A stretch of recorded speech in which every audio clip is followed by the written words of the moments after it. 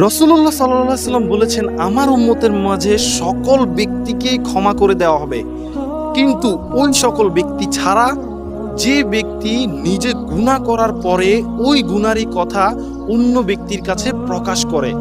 যে বলে আমি এই গুনাহ করেছি, আরো গর্বের সহিত বলে আমি গুনাহ এটা করেছি, তোরা গুনাহ করতে পারিস, এরকম অন্যের কাছে প্রকাশ করা।